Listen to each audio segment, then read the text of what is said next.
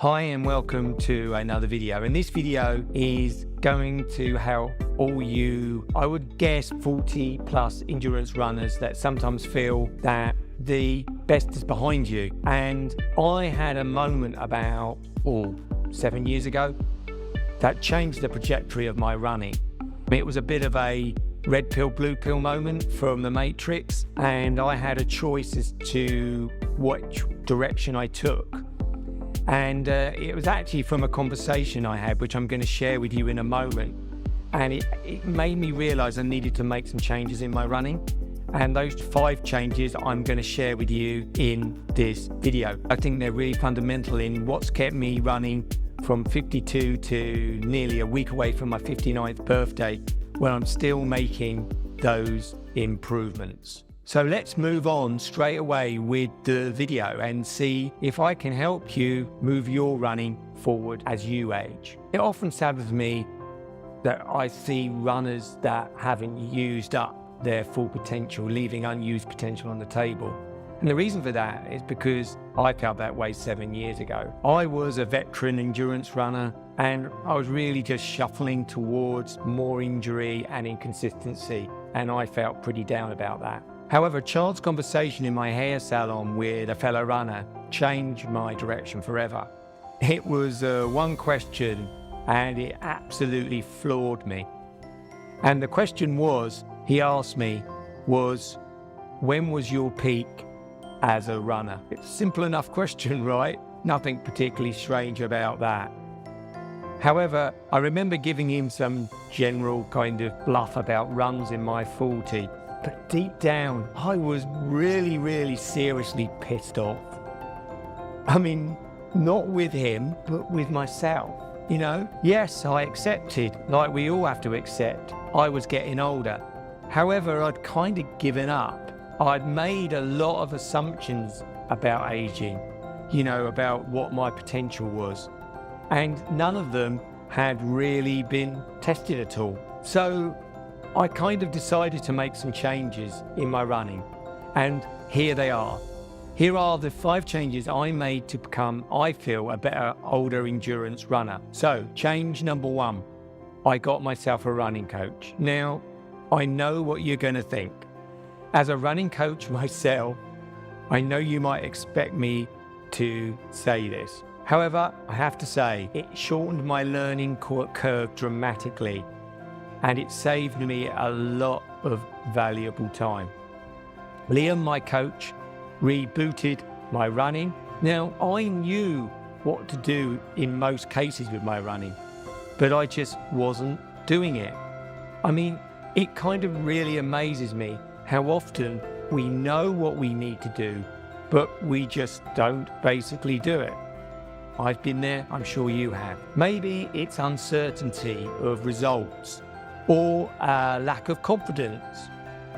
The only thing I know is that having a running coach has saved me a lot of time instead of reinventing the running wheel.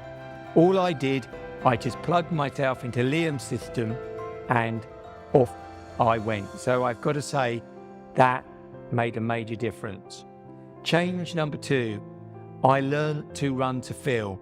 Now, this really absolutely revolutionized my running. Yes, I still use pace and heart rate in my training. However, using zones based off effort dramatically improved my running performance. And this is the big one in my recovery. It's weird how runners will 100% trust their running watch, but not trust their own bodies. And what's worse, in lots of cases, many runners actively ignore their bodies, run their easy runs too hard, and run their hard runs too easy, and live in a grey zone of training that delivers very little gain and a whole heap of risk, particularly to us older runners. Change number 3, I adapted my diet. Now, diet's a massive area. I've never made what I eat into a religion. I don't buy into the plate wars you see online. However, I focused on getting a good percentage of what I would call real food in me. I'd already stopped drinking, which I think had a major impact. Plus, I took some key supplements, which I still take: vitamin D, magnesium, and collagen peptides I've just recently started taking. Change number 4, I went deep on recovery. I started to see recovery as a big part of what I did. Recovery days from my training, making sure I had recovery weeks in my training as well, but that was helped by having Liam as my coach.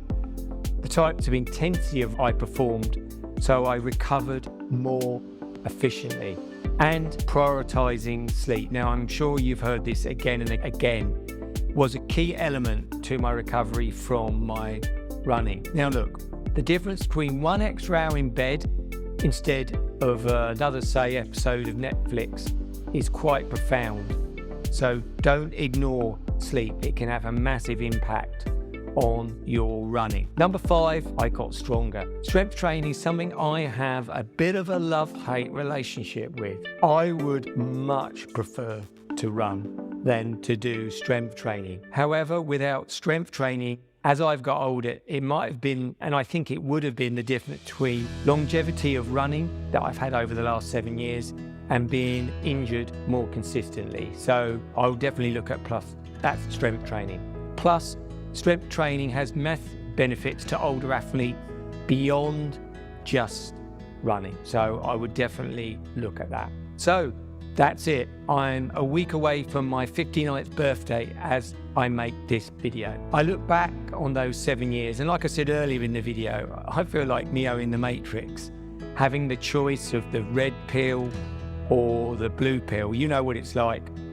The saying was, you take the blue pill, the story ends, you wake up in your bed and you believe whatever you want to believe. Or you take the red pill, you stay in Wonderland, and I'll show you how deep the rabbit hole goes. That was Morpheus's speech. And I look back over those 7 years, and I could have taken the blue pill and just accepted the status quo of where I was. Accepted, which is the general idea that the media holds of people as we get older, and it's so easy to fall into that.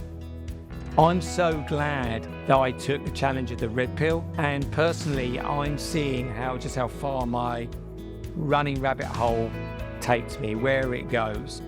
And I would really encourage you as an older runner to not be discouraged by getting older, but to see it as a challenge, to see it as a way that you can improve, you can get better. And hopefully these 5 changes I made can help you. I'd really look forward to seeing any comments you've got about getting older as a runner, and also things that you've done to prolong and improve your running as you've got older. Anyway, thanks for watching the video, and I hope to see you in the future very soon. Bye for now.